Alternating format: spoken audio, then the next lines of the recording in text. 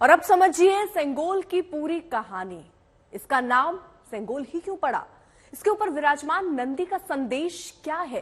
सेंगोल को बनाने वाले 96 साल के उस कारीगर से भी हम आपको मिलवाएंगे जिसने नेहरू जी के कहने पर इसे बनाया था। और खास बात यह भी है कि ये कारीगर संसद भवन के उद्घाटन के मौके पर खुद मौजूद भी रहेंगे।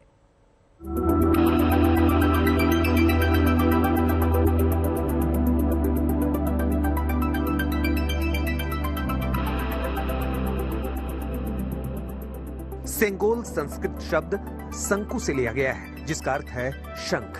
पौराणिक मान्यता के मुताबिक शंख को ऐश्वर्य की देवी लक्ष्मी जी का भाई माना जाता है। राजदंड यानी सेंगोल के शीर्ष पर नंदी विराजमान है, जो शक्ति, सत्य और न्याय के प्रतीक है। सेंगोल पर कई बेशकीमती हीरे और रत्न जड़े हैं। दुनिया भर में कई वंशों ने जगह जगह शासन किया। ऐसे ही चोल शासन ने दक्षिण भारत और दुनिया में लंबे समय तक शासन किया था। चोल शासन के राजवंशों ने 300 ईसा पूर्व से 13वीं शताब्दी तक शासन किया।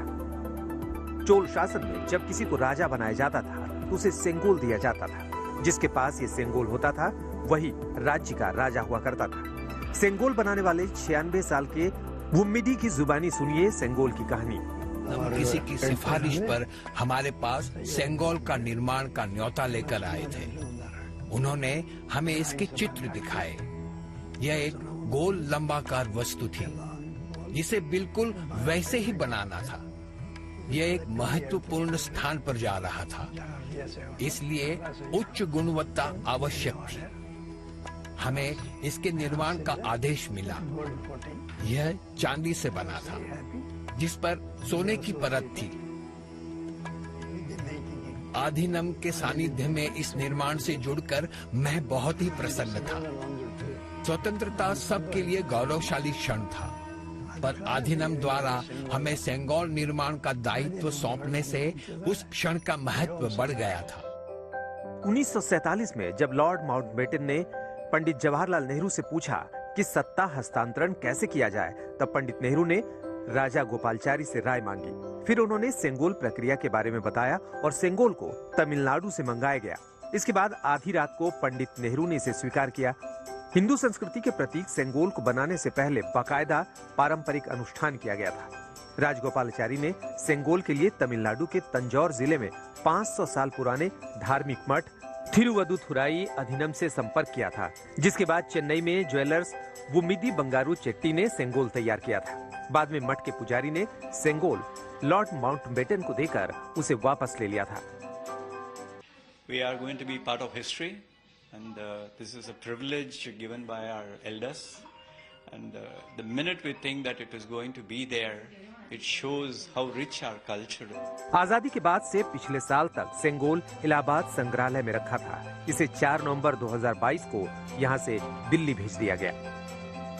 नई संसद एक नया पावर हाउस करके इमर्ज हो रहा है, और पुरानी संसद को जो कुछ ब्रिटिश शासन काल का एक आर्किटेक्चर है, वो उसको अब नई सरकार ने, हमारी भाजपा सरकार ने जो है उसको नए संसद में जो तब्दील किया गया है, तो अब वो एक वहाँ भी एक पावर सिंबल का ट्रांसफर होना है कि अब पुराने संसद की अहमियत खत्म हो गई, अब नए संसद में हम उस चीज़ को ला रहे हैं।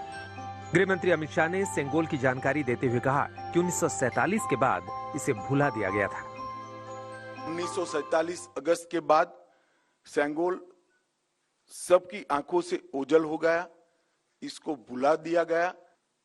हमारी सरकार का मानना है कि इस पवित्र सेंगोल को किसी संग्रहालय में रखना अनुचित है। सेंगोल की स्थापना के लिए संसद के भवन से अधिक उपयुक्त और पवित्र और उचित स्थान कोई हो ही नहीं सकता। आदरणीय प्रधानमंत्री नरेंद्र मोदी जी बड़ी विनम्रता के साथ तमिलनाडु से आए हुए अधीनम से सेंगोल को स्वीकार करेंगे और अत्यंत आदर पूर्वक माननीय लोकसभा के अध्यक्ष के आसन के समीप सम्मान के साथ इसको स्थापित करेंगे। बेसिक स्ट्रक्चर को क्यों मारना चाह रहे हैं आप लगा तो रहे हैं। आप तो सजदा भी कर दिए थे जब पार्लियामेंट गए थे। और अगर बीजेपी इस देश को one nation, one religion, one culture, one language के लाइन पर लेके जा रही है, तो फिर ये तो आप उन लोगों को धोखा दे रहे हैं, जिन्होंने इस देश की आजादी में अपनी जानों को कुर्बान किया था। अमित शाह के बयान के बाद सेंगोल पर सियासत भी शुरू हो गई है। अशोक सिंघल के साथ आज तक ब्यूरो।